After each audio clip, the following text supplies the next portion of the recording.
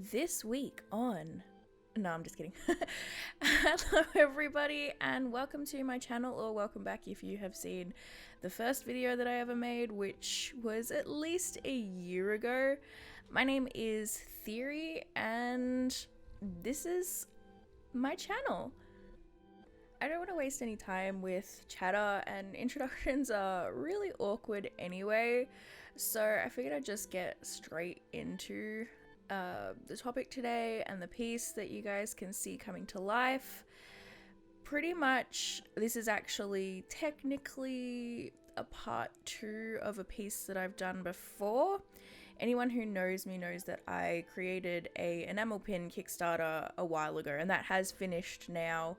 But one of them, the second pin, was called Sunwitch, and my enamel pins were basically a series of hands.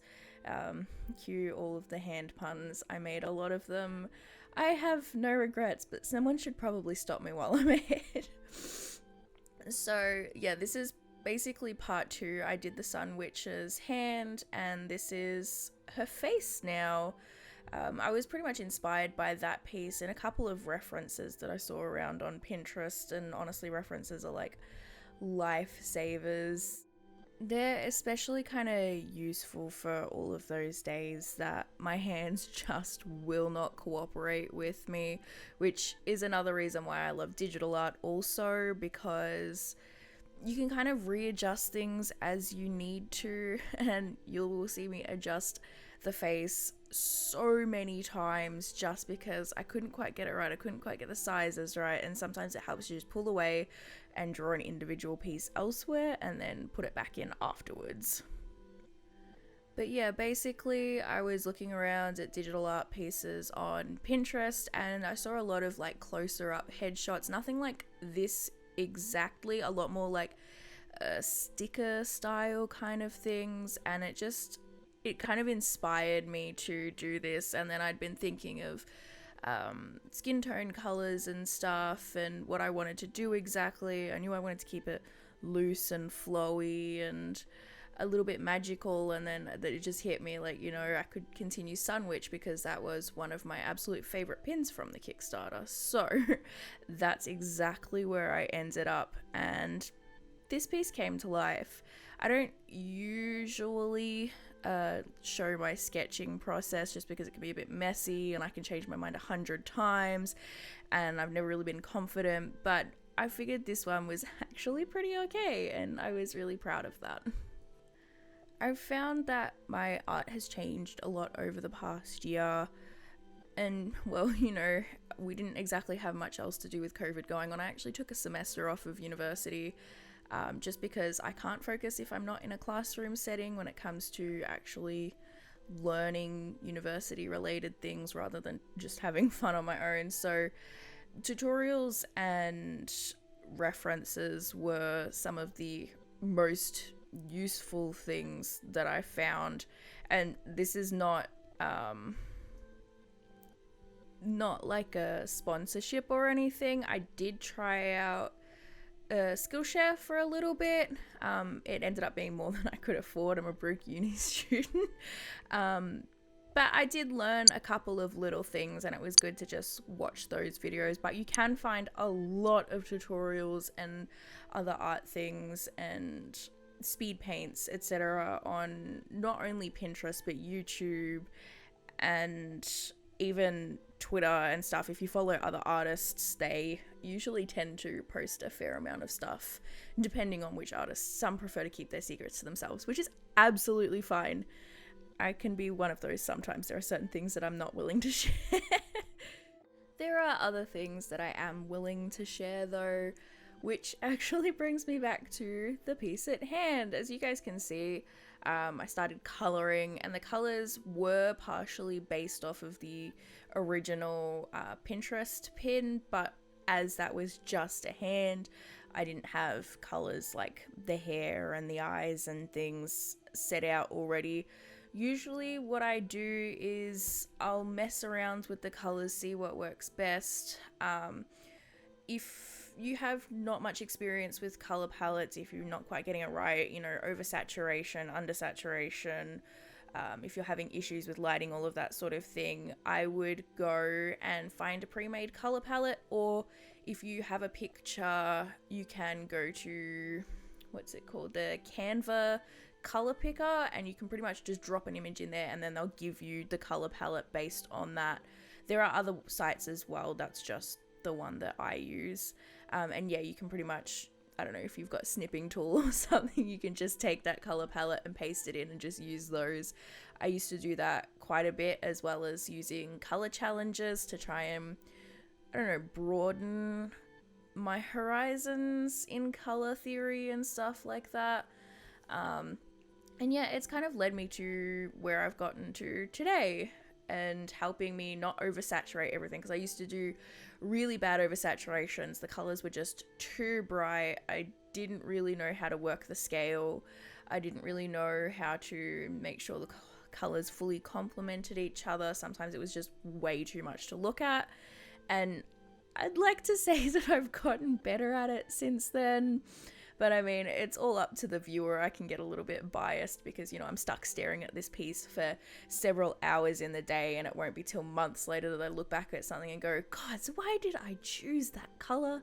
That was the wrong choice. I should have done something else. And oh my gosh, these lines are horrific. But I mean, that also can mark progress as an artist, to look back at your art and go, okay, I didn't do this properly and stuff. And it's good to kind of, how do I put this, to kind of look back and constructively critique your own artwork, not, you know, oh God, I hate it, I screwed up so badly, you know, that kind of thing. Like, that's not what I mean here. I mean more of a,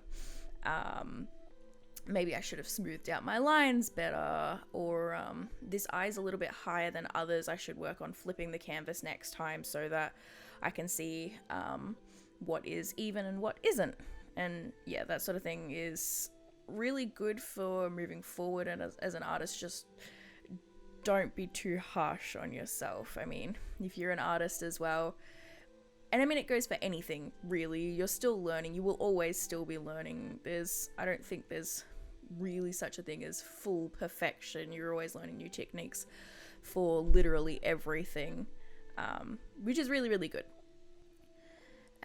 So this piece does actually make me laugh just a little bit. Maybe like giggle. Not because it's funny, but more because I always tie in art so much with magic, and this is a little magic piece. A lot of my artwork, as people notice, tends to be more fantasy based, even TV shows and stuff like that when I do fan art.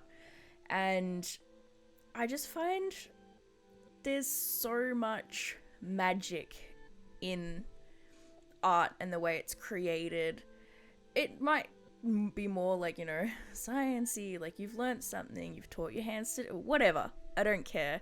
The magic is in creating a visual piece that you've seen in your mind and bringing it to life. It's like, you know, we always think, I wish I could show people that the thing that I'm imagining in my head, that what I'm seeing. And for those that can actually convey that in art, it's like magic. It's bringing your thoughts to life and showing everyone what is inside your head without kind of like, you know, letting someone read your mind and getting all invasive and, you know, privacy and all of that.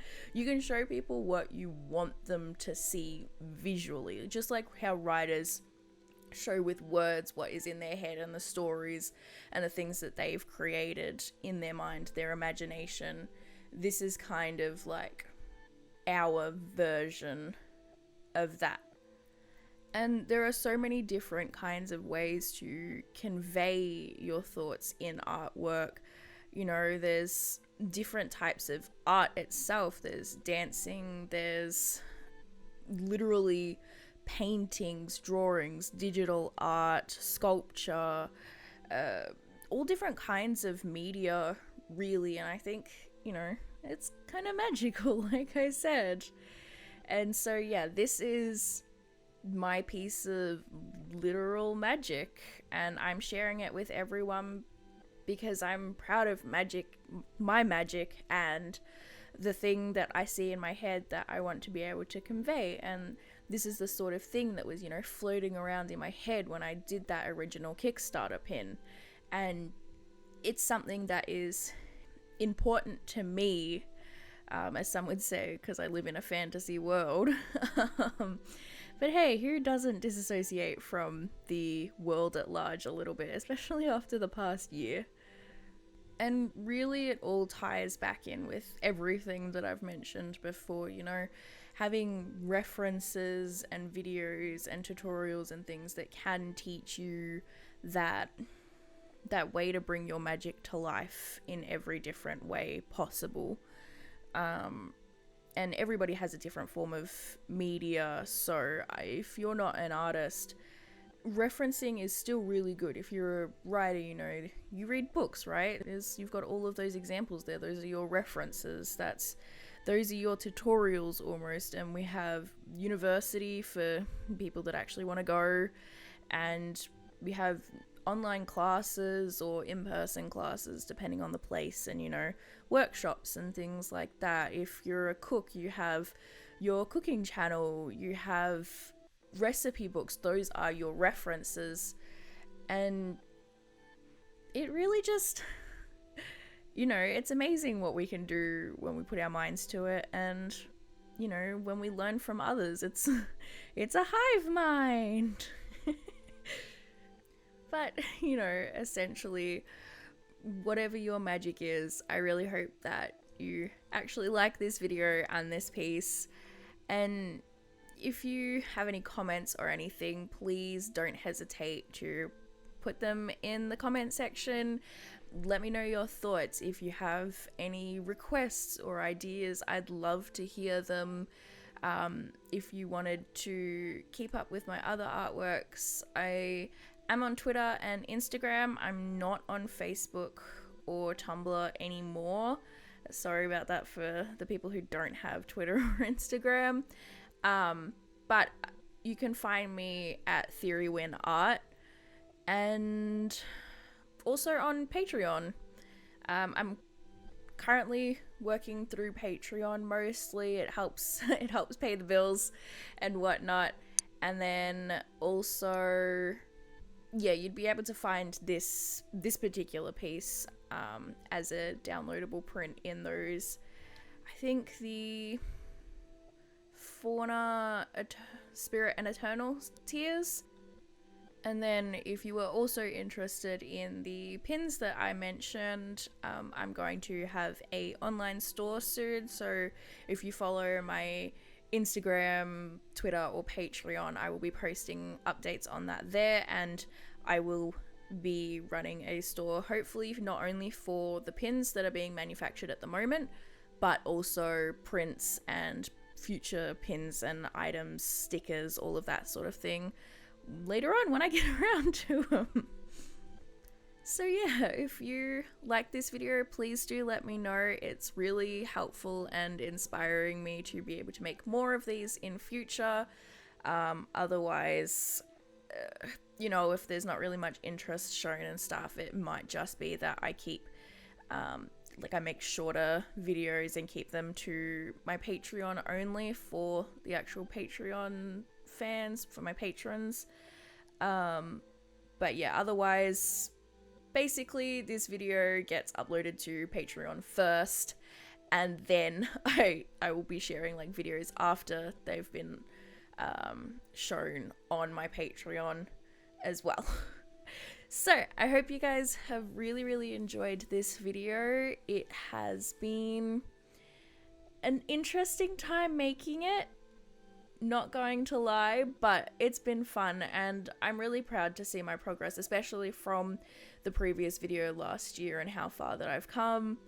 And yeah, it means the world to me to see people watching these videos, so thank you so much for being my support and sticking around and actually watching the entirety of this video. I know my rambling can drag on a little bit, but really thank you so much for being here, and I will see you next time.